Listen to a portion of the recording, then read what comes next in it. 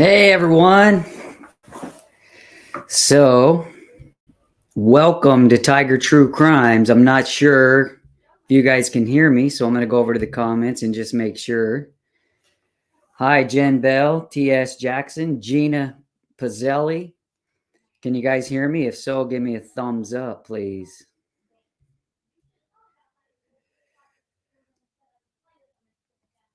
Hey, Glam Dolly.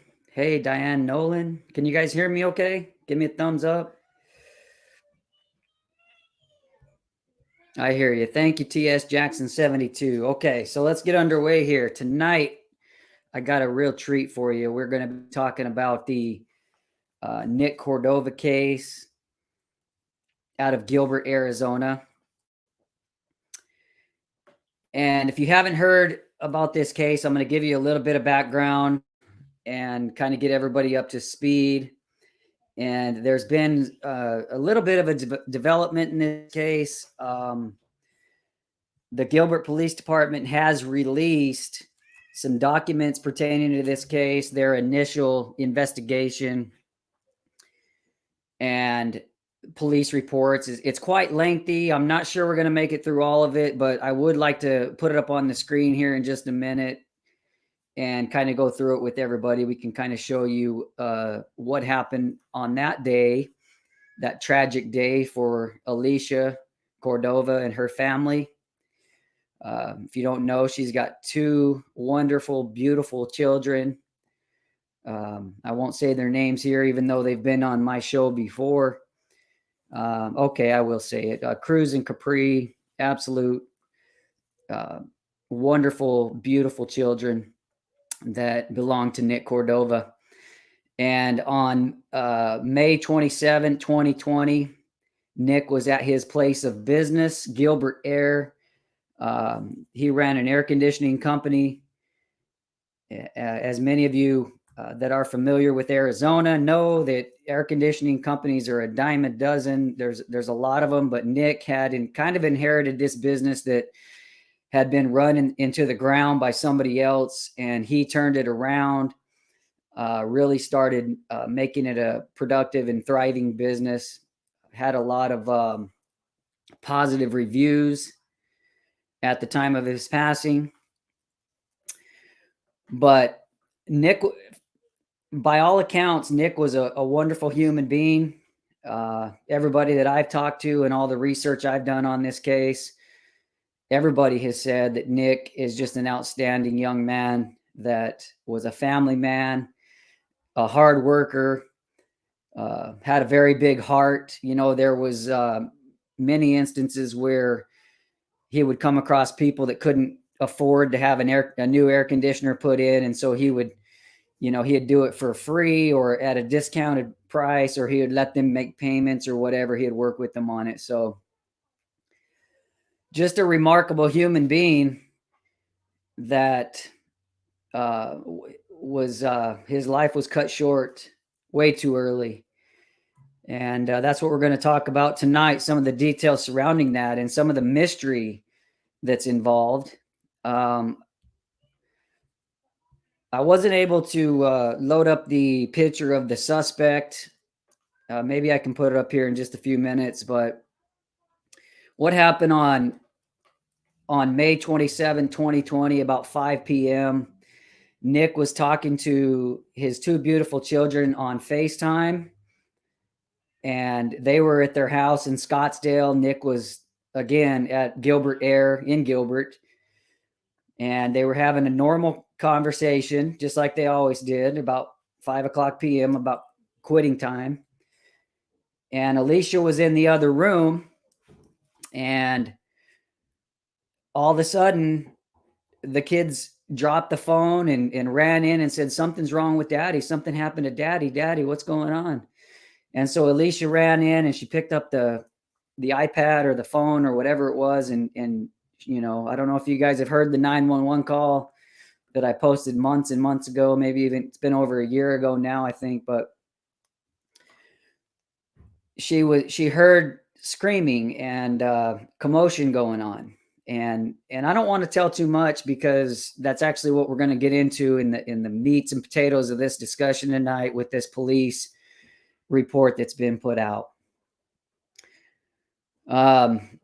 There were 2 suspects that were in a truck, and they, whoever was responsible for this, or at least some of the people, left Gilbert Air in this pickup truck. They headed west on, I believe it was Broadway Road, and they turned north on Guadalupe Road and traveled back to US 60. And from there, as far as I know, it's sort of a mystery where they went from there. But there's some things that that I'd like to talk about here before I get into this. It's not an affidavit, but it's a police report, and there's a lot of things in there that I think will shed some light on what happened that day. But before we get into that, I want to talk about a little bit about Alicia. She's the wife of Nick Cordova, absolute wonderful human being who has endured unspeakable tragedy at the hands of these thugs that were seen leaving. And I'm going to show them later on in this program. But, she has suffered tremendously, as you can imagine. She just went through her second Christmas, New Year's, and yesterday, unfortunately, Valentine's Day without her Valentine. So you can imagine the heartbreak and the tragedy that she's been through. Lynn, the office manager of Gilbert Air, who had just left that day before all of this happened, described Alicia and others as well. Alicia and Nick's relationship as one that people envied. They were truly happy. They had a lot of fun. They went to the sand dunes. They had a lot of friends. They had, they got out of the house and did a lot of fun things with their kids. And Nick Cordova was just a tremendous father. I've put some things out here on my channel that I want to clarify real quick, because I don't want there to be any speculation or misconceptions about, what some of the things that has taken place. Through this process, I've gotten to know Alicia Cordova a little bit. I consider her a friend. And I just want to put a disclaimer out there for everybody that sees this video that Alicia Cordova does not tell me, or anyone else for that matter, as far as I know, any information regarding this case. She's very tight-lipped. I've had her on this program before in the past, and she shared details with us, but she has declined my last couple of offers to come on and to, tell us a little bit more, give us an update, things like that. Very cordial woman, but very tight-lipped when it comes to the details, because they are sensitive, and this is an open, active investigation, and I would not want her to jeopardize anything, and she definitely is not doing that. We are friends. We do talk occasionally. I'll go, several weeks or even months sometimes without hearing from her, but she will keep me posted and keep me updated. But she is very committed to the investigators at Gilbert Police Department in maintaining the integrity of her husband's case. So I just wanted to put that out there. I know she was concerned about that. As you can imagine, her, what should I say? Her, she's worried that, she's going to say the wrong thing or do the wrong thing. And I can imagine being in that situation, you worry about those kind of things. But I think she's doing a phenomenal job in keeping her husband's case out there in the public and doing everything she can to put these killers behind bars and get to the bottom of what happened to her husband that day. So my heart goes out to Cruz and Capri. I hope they're doing well. I shared this with Alicia, and I've also shared it with a lot of other people.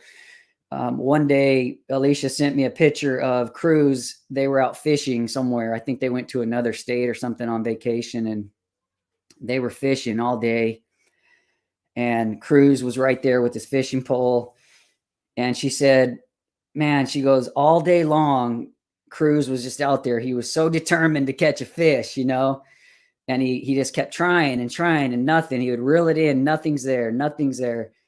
And there was a guy that was standing on the deck quite a ways off, and he could kind of see what was going on. And so he came over and he goes, young man, let me help you. And so if I remember this right, um, he put the correct bait on there, and Cruz cast his line into the water. And about 5 or 10 minutes later, he reeled in this fish that was like record size. It was awesome. And Alicia sent me a picture of that and told me the story and said that Cruz had caught that beast of a fish. And it's moments like that that really break your heart for these kids, that are going to grow up without their father. And that's one of the reasons why I do what I do, and I continue to do what I do. This isn't always easy. We carry these burdens right along with these victims a lot of the times. We delve deep into these cases, and we get involved, and I have feelings. I'm human, and I feel their pain sometimes, man, and it's just really tough. And this is one of those cases that really has affected me, and I'm vested in it to the end. And I want to take it a step further and talk about. Oh, never mind. Actually, I won't. I won't even get into that. Maybe at the end, if I feel like it, I'm going to talk a little bit about Nick's business partner, David Sweetman. I know that Alicia, and others, they don't want to speculate. They don't want to talk about people. They just want the facts to come out. But in my opinion, David Sweetman is a dirtbag. And that's my opinion. That's not Alicia's opinion. I don't speak for her. I don't speak for anybody else. But for Tyson Draper, David Sweetman is a scumbag. And I'll tell you a little bit more about that towards the end. But I think you're going to see that for yourself. And I'm going to pull up the police report now, and we're going to take a look at it. Let's see. Hello? Oh, can you hear me? Okay. Oh, okay. I'm going to block that off right now. Okay. All right. Bye.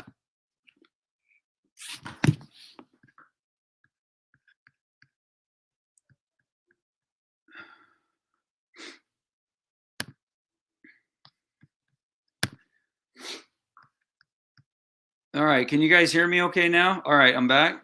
Okay. So did you guys hear any of that? Give me a thumbs up if you guys, because in the beginning I asked if you guys could hear me and you guys gave me a thumbs up. Are you guys able to hear me okay now?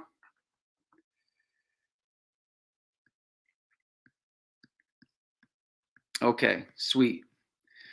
All right. I don't know if you guys heard any of that. Heard nothing. Okay, dang. Start over from the beginning. All right, welcome guys to Tiger True Crime. I really apologize for no sound. This is a new system that I'm using here. Okay, no sound once the document started. So you guys were able to hear me a little bit before that. Okay, that's when the sound went. All right. Okay, so actually, I got a call from somebody that was saying I was showing showing a little bit too much of the document. So I'm not sure I'm going to pull that up right away. And not only that, but if I pull it up, I think my sound's going to go off. So maybe I can just read it without showing it up there on the screen. So let me try that. Okay. So bear with me, guys. I apologize for these technical difficulties.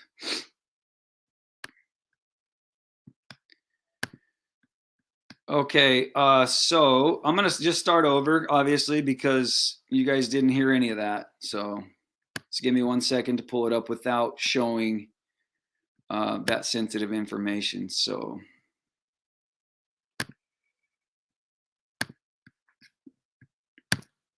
okay.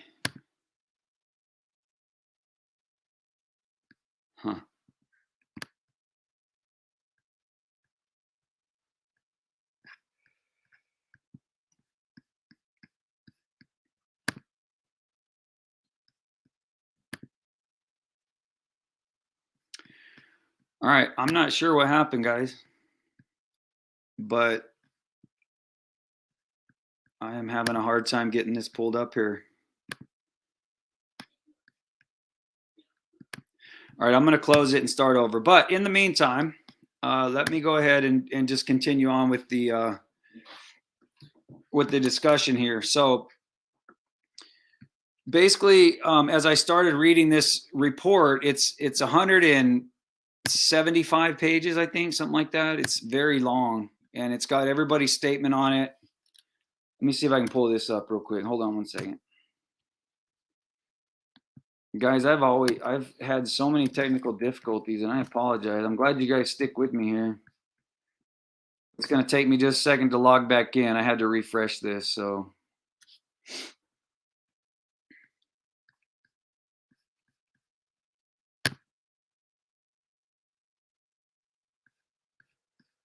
All right.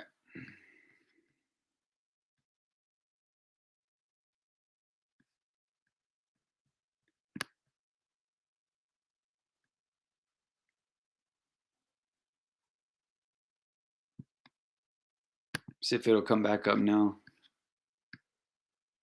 Well, I was hoping you guys could read along with me, but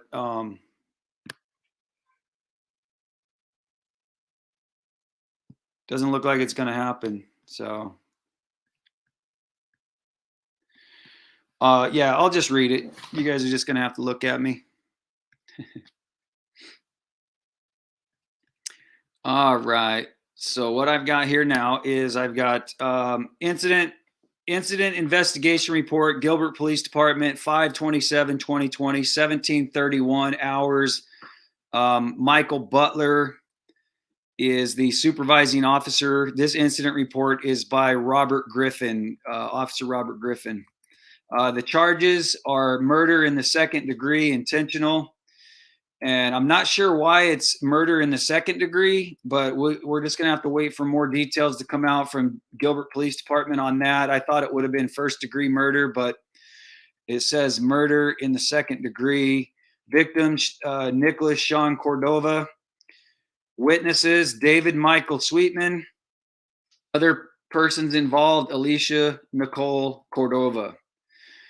And I won't go through all those officers' names again, but I will say the narrative on 5/27/20 at approximately 17:31 hours, Gilbert Police Department.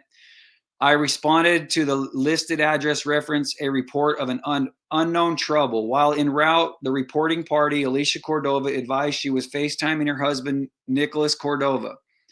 Alicia advised GPD dispatch that she heard someone there fighting her husband.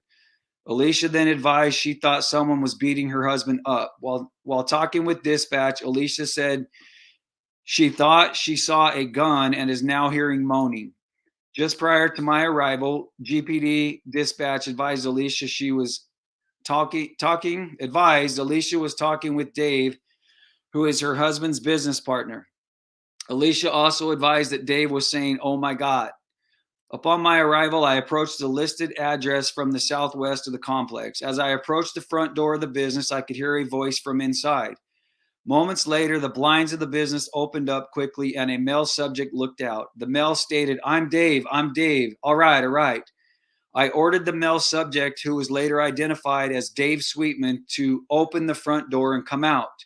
As I approached the front door with my service weapon at the low, ready, Dave opened the front door to the business in a very small amount as he handed a black handgun to me. Dave handed the gun to me by the barrel of the gun and said, "I'm his partner. That's my gun." Dave then said, "I'm sorry. Oh my God." I took the gun Dave handed me and set it on the ground. As I attempted to open the front door of the business, I noticed a male's body lying on the ground just inside the door. I also noticed a large amount of blood around the body. As I attempted to open the door, I noticed it would not open more than 2 or 3 inches due to the victim's body blocking the door from opening fully. In order to gain entry to the building, I had to physically push on the door to move the victim's body enough to allow me to enter. As I entered the building, Dave was acting hysterical and pacing back and forth. At that point, Dave was detained and placed in handcuffs. While I was handcuffing Dave, he said, I'm his partner. Two guys came in here. Two guys came in here. When Dave was asked where they went, he stated, they left, they ran. Moments after I entered the business, Officer Robinson entered the front door just behind me, and Officer Francoeur entered just behind him. Officer Francoeur was asked to stay with Dave and Officer Robinson. And I cleared the rest of the building to ensure there were no other victims or suspects within the building. While clearing the building, I noticed the main office had computer screens and other items scattered around. It looked as if a struggle had taken place. I also noticed an open handgun case lying in an open drawer of the desk to the far west of the office. Once the building was cleared, I directed responding officers to come to the north side to gain entry. It should be noted, in order to allow officers access to the building, I had to physically unlock the north side back door of the business.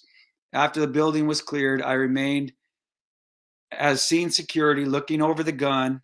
I had sat on the ground until GPD detectives relieved me from the scene. All right, I want to pause right there for a second. Are we still doing good, everybody? Are you guys still hearing me? All right. So one of the things that I found interesting about this right out of the gate is that David Sweetman had the gun.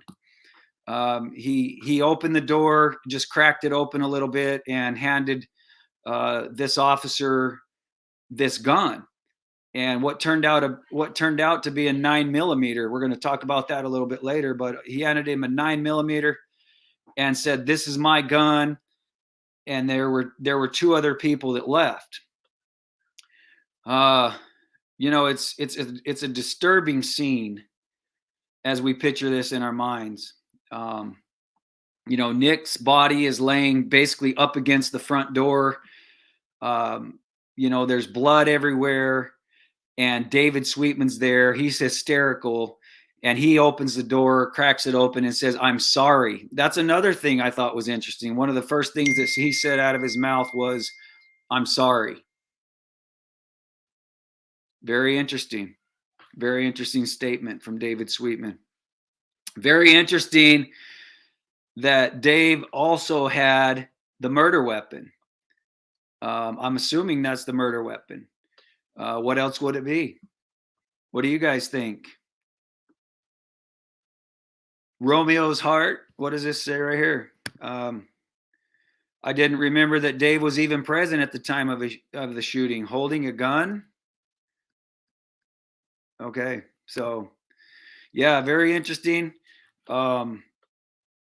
David's behavior right from the beginning was very suspicious. They thought the police officers agreed so much that they put him in handcuffs, and but we're going to get to that in just a minute. But they put him in handcuffs and sat him down there next it said 3 feet away from Nick's body. So he had a lot of time to sit there and think about what was going on and take in this horrific situation that was unfolding right before his very eyes. So I'm going to go back to this report and continue on, because I know that's why you guys are here. Mostly you want to hear more about this report. So let me go on. It says that continuation, this is a report. It's going to be similar. It's also from one of the officers, Matthew Breeze, supervising officer Michael Butler, who I know. Michael, I said it, and I don't know if you guys heard me. I know Michael Butler. Hi, Mike. Great guy who works for the Gilbert Police Department. But this is what Matthew Breeze said. On 5/7/2020 at approximately 7:40 hours, Officer S. Johnson and I arrived as the listed address references an unknown trouble call. While responding, officers on scene relayed one subject with a gunshot wound was located and another was detained. The building structure was searched for other subjects and no persons were located. Hold on one second, guys.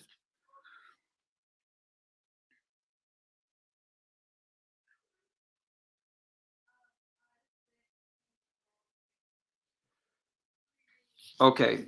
So upon arrival, Officer S. Johnson parked our police vehicle on the southwest corner of the listed business east of North Golden Key Street and south of West Guadalupe Road. Officer Johnson was assigned to cover the north entrance of the building, and I assisted by guiding Gilbert Fire Department into the scene. Officer O'Hare requested 2 firefighters enter the building to conduct life-saving efforts, and I advised the captain of his request. 2 firefighters were assigned to enter and proceeded to Officer Johnson. I remained on the exterior perimeter to assist with security.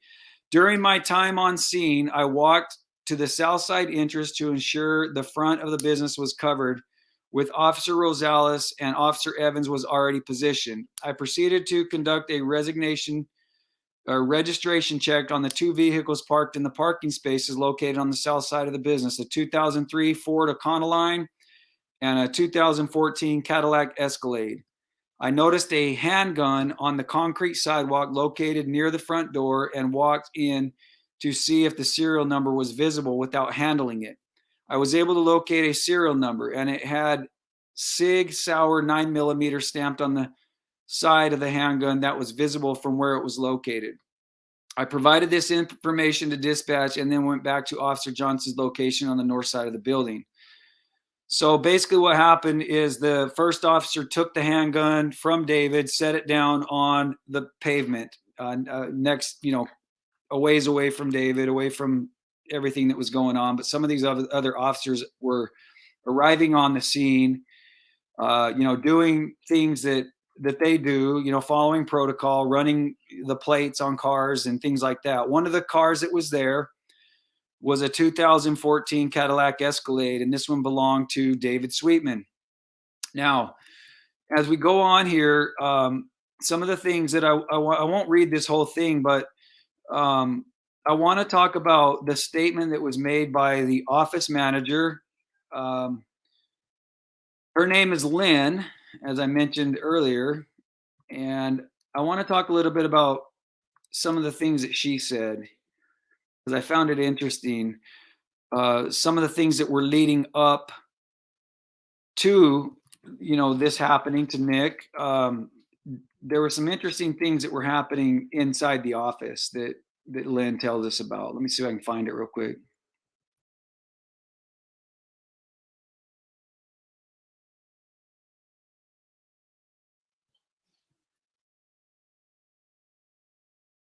Okay. Here I want to talk about this for a minute. This is Kevin Francoeur, Officer Kevin Francoeur. He was talking about when he arrived, what some of the things that he saw. He says, upon arrival, I ran to the south entrance and noticed a black firearm on the ground. Prior to making announcements, I identified myself to the other officers inside the building. I was informed by the officers to enter. Upon opening the door, I observed a subject lying on the ground with blood all over his face and floor near the threshold of the doorway, unresponsive. I was informed to step over the victim, which I did. I observed a subject handcuffed, later identified as David Sweetman, in a seated position approximately 3 feet from the victim. So that's what I was talking about earlier is they had David Sweetman positioned in handcuffs 3 feet away from Nick as he bled out there on the floor. At the time, Detective Robinson informed me to stay with David while Officer Griffin and him cleared the building. I noticed a phone on the desk with a female subject on the other end of the line, which was on speakerphone. The female asked what happened to her husband while children were crying for their father in the background of the call.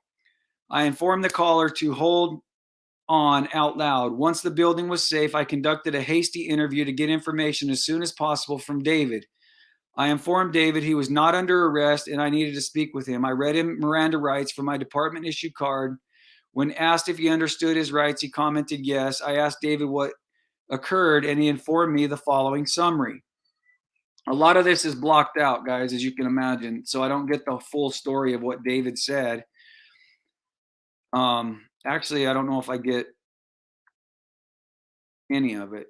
They got a lot of it blocked out in this section, but he said, I noticed several cameras inside the building. I asked David if the cameras recorded and he has access to the surveillance system, and he said yes. At that time, I escorted David to a fully marked patrol vehicle and removed all of his personal items prior to placing him in the patrol vehicle. I informed David again that he was not under arrest and was being detained for the time being. Okay. I want to get to Lynn, the office manager. Let me see if I can find it, guys. Just bear with me 1 second. So there was also a person named Selena Sanchez, who was an office manager or an office worker who hadn't been working there very long, less than a month. So she didn't know a lot of the ins and outs. But Peggy Lynn Havens, she goes by Lynn, she had been working there for quite a while, and she knew both David and Nick very well. And as an office manager, these ladies are on top of it, man, and they know exactly what's going on, and they have their thumb on the daily workings of these type of businesses. There wasn't a lot of foot traffic in Gilbert Air. A lot of it was handled over the telephone, and so she was just good at her job from everything that I could see. And so when they asked her, this is what she said. Let me see if I can find it here.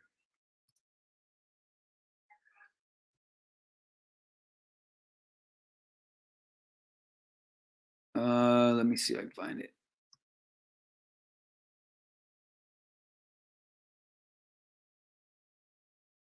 Okay. It says, I later spoke with Peggy Lynn Havens, and she relayed the following information to me in summary. She left the business at approximately 17:05 and did not lock the front door of the business.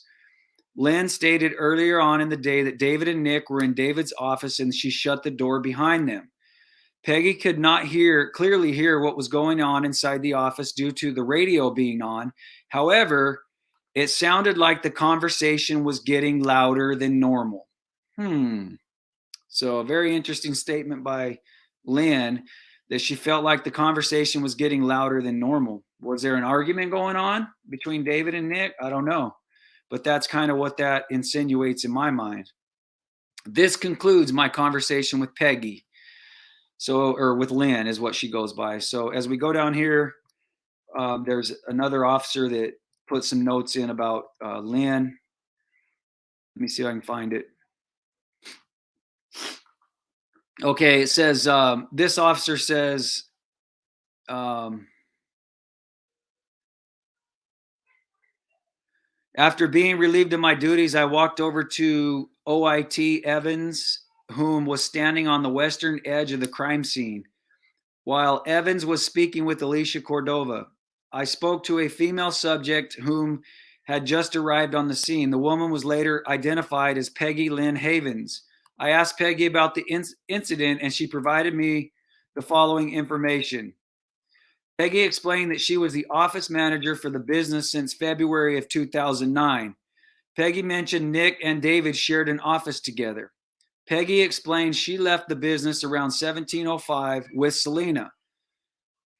Her name's Lynn. I'm going to call her Lynn from now on. Lynn mentioned there were surveillance cameras installed on both the front and rear portions of the business. I asked if the surveillance cameras worked, and Peggy mentioned they did. I asked about David, and Lynn mentioned David came into the office as normal. This concluded my conversation with Lynn. Okay, so that one wasn't very informative. Okay, Selena explained she had only worked for Gilbert Air for about a month. When she arrived at work today around 7 o'clock, everything seemed normal and did not appear out of the ordinary. Selena did not notice any issues going on with Nick and David within the time she worked at the business. Selena mentioned she left the business with Peggy around 17:03 hours.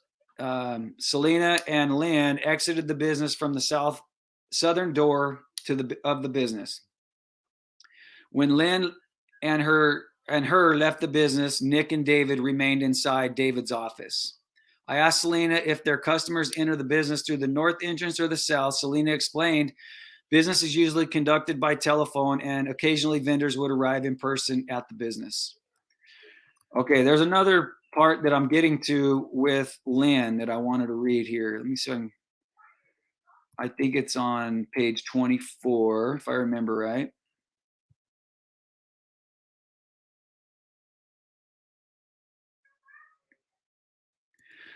Okay, I'm getting down to that, but I'm noticing some stuff that I wanted to talk about here. It says interview with Alicia Cordova. No, I know we want to hear what Alicia has to say. And so these are supplemental notes. It says the following is a summary of the interview with the victim's wife. The interview was audio recorded and downloaded to evidence.com. I contacted Alicia Cordova, the spouse of the victim, and introduced myself. Alicia was asked if she would be willing to talk to me, and she stated she would. Alicia was escorted away from the crowd of people, and she relayed the following. Alicia and Nick had been in a relationship for approximately 17 years and had been married since 2011. They have 2 children together and currently reside, and is blocked out. Nick purchased Gilbert Air LLC in 2018 from Frank Rye. Frank owned Gilbert Air with his partner, David Sweetman. Although Frank sold his portion of the business, David Sweetman remained a partner in the business with Nick. Alicia was a stay-at-home mother and did not know much about the business. She did know that Nick's partner, Dave, was considered a silent partner due to his lack of knowledge for HVAC work. Nick would work the field and day-to-day operations, and Dave was considered the money guy. Alicia said that before Nick purchased Gilbert Air, the company had some bad reviews, and Nick worked hard to change the image of the company. Alicia said Dave and Nick had purchased an insurance policy for each other in case the other partner would die. The business was going well.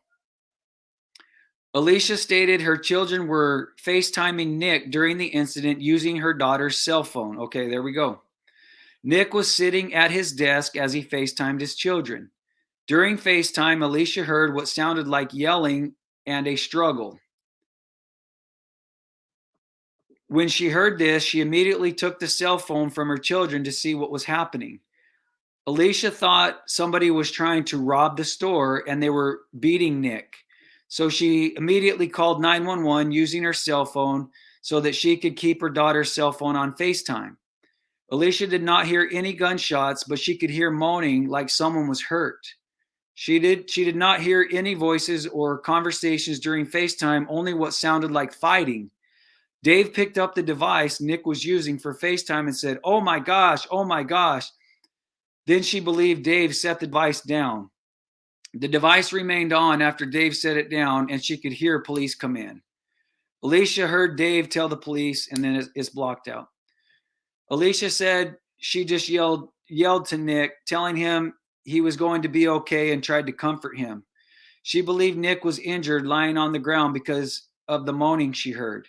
Alicia immediately left her residence and came to the business to check on Nick. During our conversation, Alicia identified Lynn Haven as the office manager and Selena Sanchez as the office assistant and Chris Baldwin as an employee. All the employees Alicia mentioned were at the scene at the time with Alicia.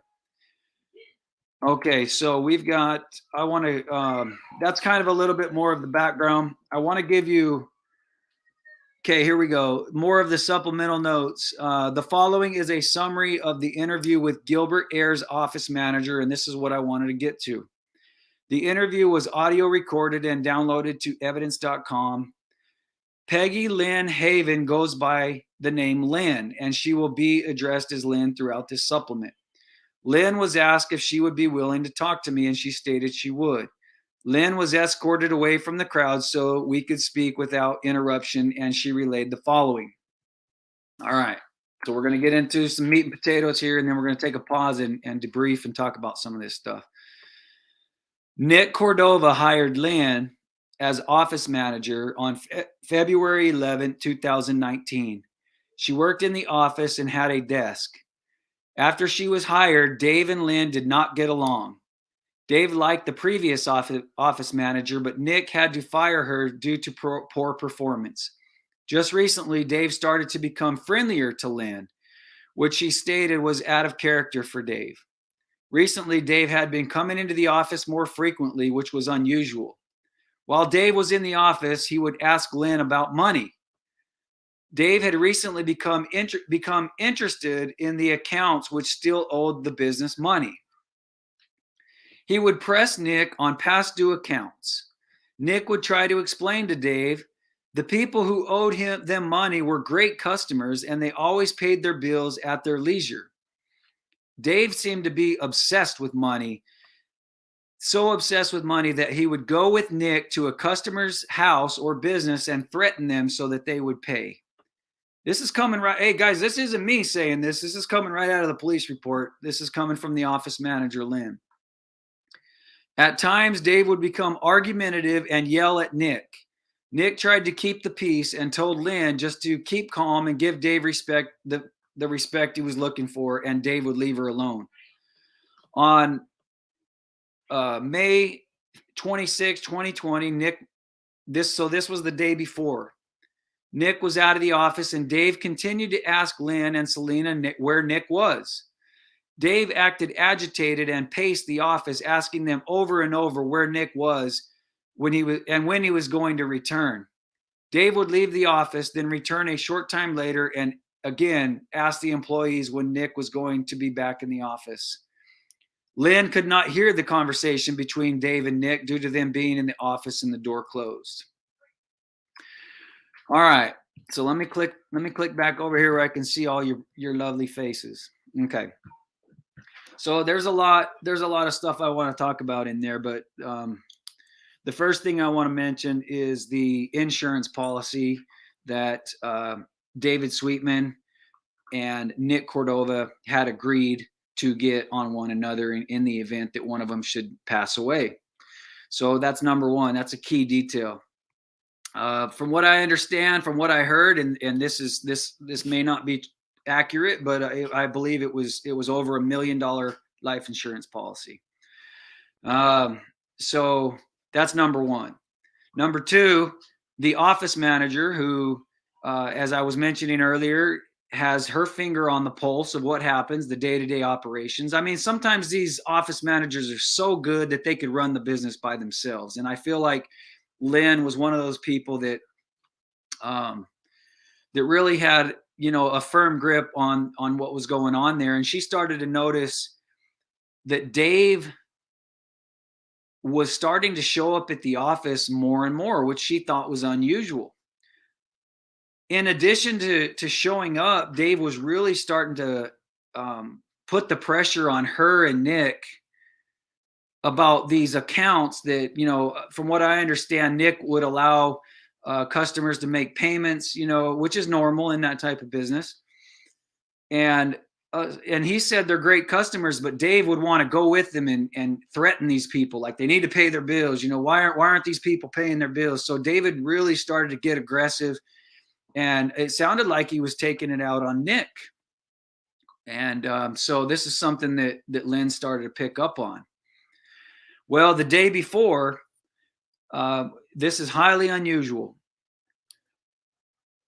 Dave was demanding, where is Nick? When is Nick coming back? When is he going to be in the office?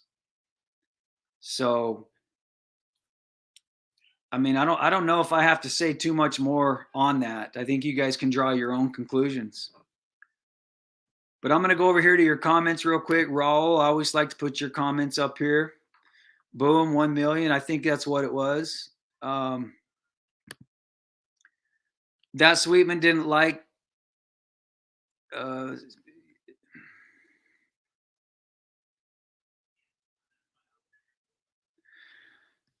so I don't know. What are your guys' thoughts on that? Let me look over here, and the guy was already threatening people. Yeah, he was Dave was a shady businessman. This isn't his first rodeo. He had been involved in the towing business, towing vehicles, and I mentioned this a long time ago, but I'm going to say it again. Some of the things that he was known for in this towing business was hiring shady characters. A lot of people that were known to have criminal records, very lengthy. Some people would call them thugs. And I can't verify this 100%, but I did hear that one of the crooked things that David was involved in is there's a Jack in the Box on Mill Avenue. I think it's a Jack in the Box. It's or Taco Bell or something. I believe it's a Jack in the Box. But as people would go down there to the clubs, first of all, let me tell you a little bit about Mill Avenue. It's right down by ASU, Arizona State University, and there's a lot of clubs there, and a lot of college kids go down there, and some of the younger crowd, they go to the clubs, they go dance, they go drink at the bars and stuff like that. Well, there's not a lot of parking, and so some of these people would park in the Jack in the Box parking lot. Well, Dave had some sort of an agreement, apparently. I don't, again, this is just what I've heard, so it's kind of speculation, but that he had an agreement with the owner where anytime anybody parked there, Dave would send his guys out to go tow their cars and put them in impound out in Phoenix and make them pay ridiculous sums to get their car back. So David was involved in that type of business. He was involved in funding, like, these up and coming air conditioning companies like Nix and other things. And, where he got a lot of his money, from what I've understood and what I've researched, is he had a wife by the name of Dr. Laura Sweetman. And she was a doctor, a pediatrician that passed away under suspicious circumstances in 2013. From what I heard, she drowned in a bathtub. And investigators looked at that kind of, like, this looks really suspicious.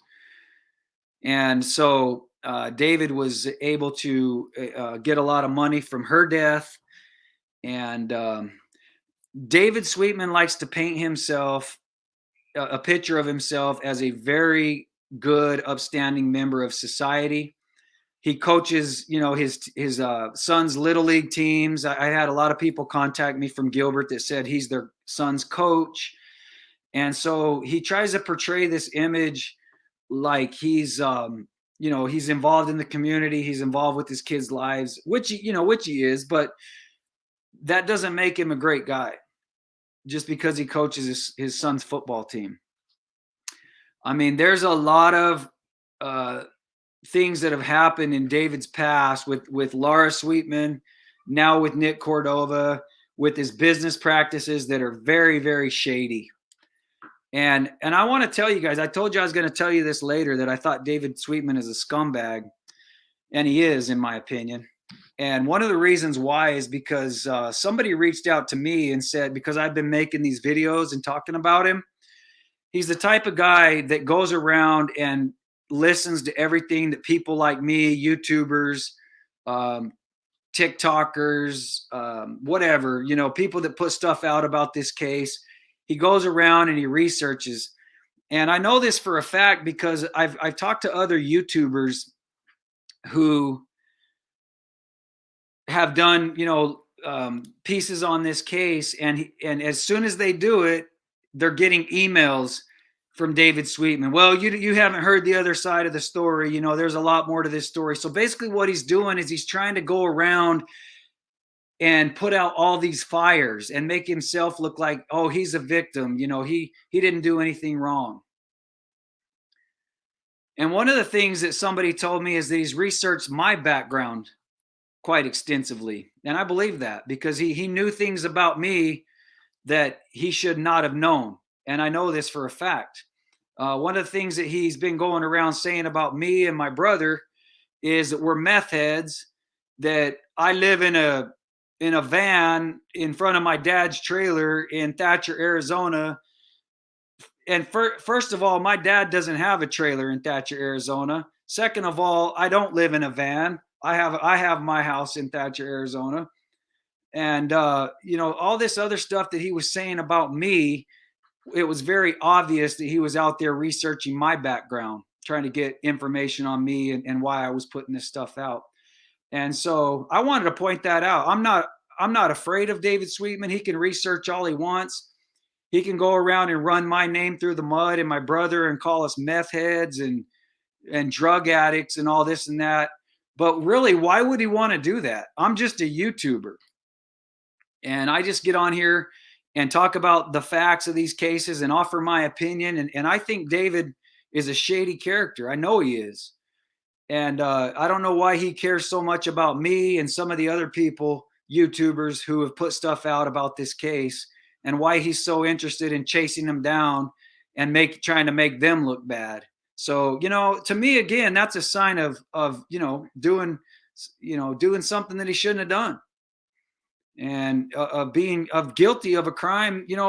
I'm not going to get on here and say that he's guilty of murdering his business partner, Nick Cordova, because he's the type that would put out a lawsuit or something like that. And I'm not going to say that, but I will state my opinion, what I think. I think he's a scumbag. And, it's very sad what happened to Nick Cordova. In talking to Alicia, one of the things that she mentioned was, reading these documents really opened that wound again, and she had to kind of relive it all over again. And it's just heart-wrenching. And the person that's responsible for this needs to be brought to justice. And I honestly didn't expect it to take this long, but we're chipping away at it. And when I say we, am I part of Gilbert Police investigation? Absolutely not. But they're chipping away at it. And as YouTubers and people, thousands and thousands of people across Arizona and now across the world, as this case starts to get more momentum, are extremely angry about what's taking place here. So just like you say, Becky Rogers, yes, so angry.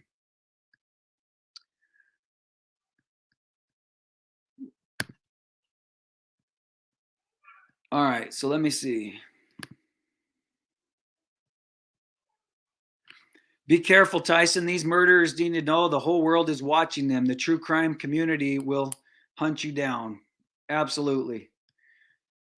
And that's what I love about our true crime community, guys, is we're not intimidated, and we don't back down to people like this, whether it be Barry Morphew, David Sweetman, who, by the way, are two peas in a pod, two narcissists and two people that are very shady characters. And we will not stop until justice is served. But I think what I'm going to do is I'm going to pause this this police report now because I want to take some of your guys' questions. If you guys have any questions or comments about what we've talked about so far, put them up here. I'm going to put your comments up here and we're going to discuss it. So yeah, a lot of you guys are saying be safe. Absolutely. I watch my back and I'm prepared. I'm just going to say that I'm prepared for whatever may come up the road. So bring it on. Okay, so let's see. Tyson, did the report say, here we go. Here's a good question. Did the report state whether they bagged and swabbed the GSR?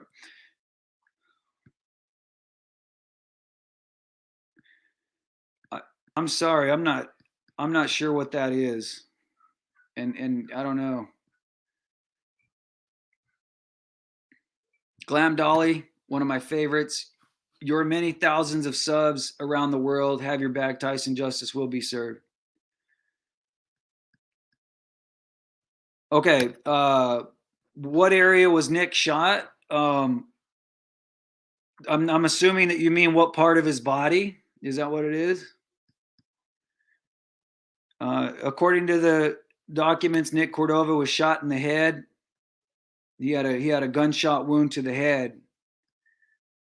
And the officers that encountered the situation said there was a tremendous amount of blood, as you can imagine. Thank you, Thomas Jordan. Good to see you, my friend. It's been a while since I've seen you in here. Spirit's Heart, well said. Okay, here we go. Here's a question. What does it or why does it seem the police around Phoenix seem to be slow to respond to things like Lori, now this? Um, I don't know if it's just an Arizona problem or if it happens everywhere, but the police, they have a job to do, and the wheels of justice turn very slowly, unfortunately, not quickly enough for us as true crime enthusiasts, but as you can imagine, not quickly enough for Alicia and Nick's family and people like that. But the police, especially nowadays, are super busy. A lot of the times, especially in the initial stages of these cases, um, there's a lot of reasons why, but I think they just kind of they don't they just kind of drag their feet sometimes. I'm not saying necessarily in this case because it was obvious. I mean, as Nick was killed right there. But like with the Suzanne Morphew case, it seemed like it took them forever to get things rolling. And I don't know. I don't know all the ins and outs because I'm not a police officer, but man, it gets frustrating sometimes. This crime took place, as mentioned earlier, May 27, 2020. So it's been almost going on 2 years now. All right, let's see what Rawl's up to tonight. Rawl, here's a question. I believe the AC company shut down. That would strengthen the money as the motive theory. Yes. Okay. That's a good point, Raul. Yeah, I agree with you. It's almost like after the insurance money was collected, I found it interesting that, and I heard this from a very, very, very good source. They said that David Sweetman said the reason why he shut down the business was because of all these YouTubers that were dragging his name through the mud. Can you believe that? Yeah, it's not his fault. It's not that the economy slowed down with the pandemic. It's not that his business practices probably suck. It's not any of that stuff. It's the YouTubers that are shutting him down. So you can see how much he hates us. Why does he hate us so much? I mean, if he's got nothing to hide, why does he hate us so much? And Nick, David, if you ever see this video and you want to come on this show and tell your side of the story, I would welcome it with open arms. I would absolutely welcome it. I would invite you. I would be cordial. I would be professional. I would love to hear your side of the story. But guess what? He's not going to, because instead he wants to run to these women that put shows out, these women, and say, "Oh, I'm not guilty. I can't believe that Tyson Draper and all these other people are saying this about me. Here, let me tell you the truth. You're not getting the facts. I'm a great guy, and I got so many people that can verify that."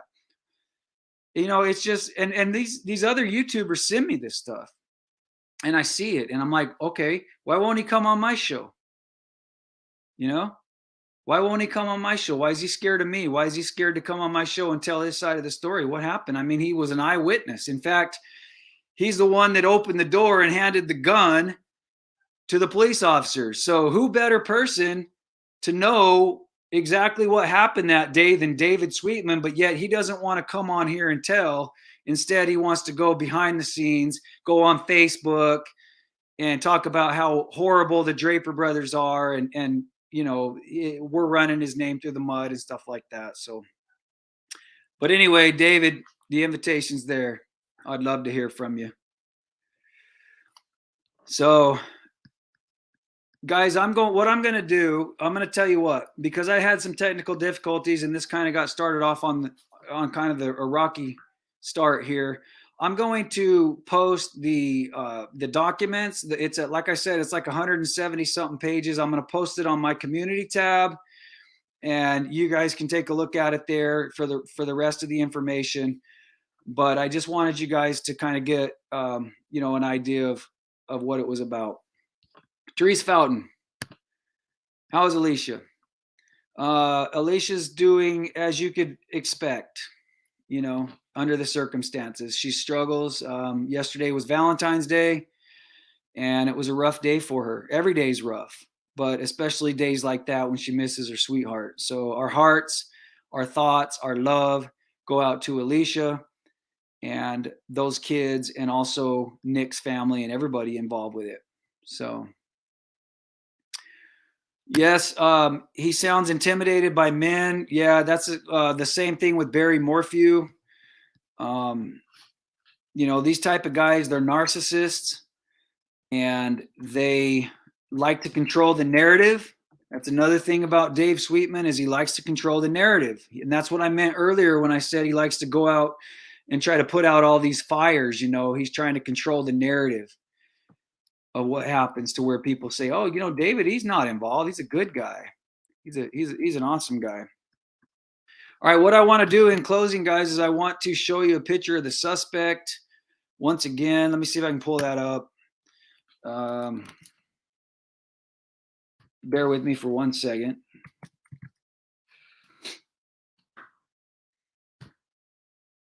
Yes, I do have a cold, guys. I saw some people asking if I have a cold. I'm sorry I keep wiping my nose, but I got the sniffles tonight. So I'm going to share this where you guys can see this guy on the screen here is, who this guy is, let me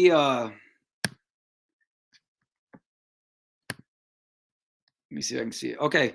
So I just Googled this, Nick Cordova murder suspect, and it's this guy here, this Hispanic or Native American or whatever he is, this heavyset guy here that walked into the AM/PM, which is on Broadway, I believe. I think it's Broadway. I can't remember. It's been a little while, but Broadway in Guadalupe, paid for gas and walked out. So he's supposedly one of the suspects. And right here, you can see my other video. If you haven't watched it, go watch it. It also pops up. And here is Nick Cordova, as you guys all know, nice looking young man there. So I think that's the best I can do. Let me see if I can get it a little bit better here. Hold on 1 second. Let me see if I can pull this up a little bit better, where you guys can get a little bit better view of it.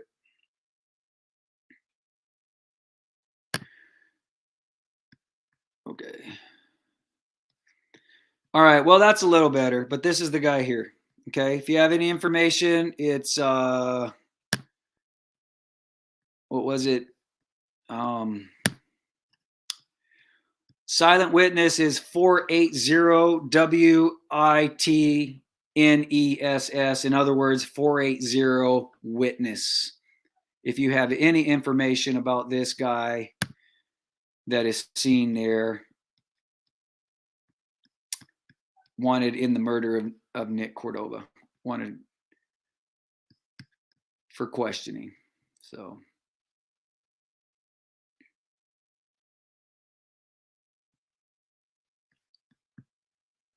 All right, so did I freeze up or what? Let me shut this because I think I'm starting to freeze up.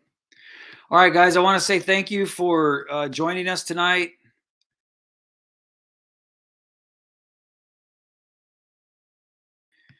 If you haven't subscribed, be sure to do that. And if you guys don't know, if you didn't see my post from earlier,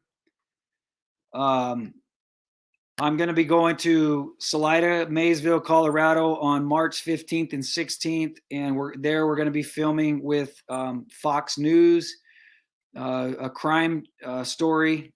I don't know what the name of the program is, and I don't want to say too much about them or what's going on yet, but a national crime podcast or show on TV is going to be there filming with the film crew. We're going to be holding a prayer circle. So if you guys want to come, please do. I will be sure to film it to make sure that all of you guys see it, whether you're able to make it in person or not. So anyway, I hope that this was informative. I am going to post the link to the affidavit or the police report where you guys can see it and go through it. It's 170 something pages, but there's a lot of good stuff in there. Go check it out. And until next time, you guys stay safe. Love you.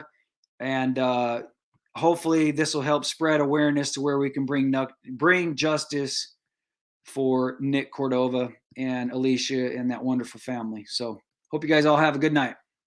Talk to you later.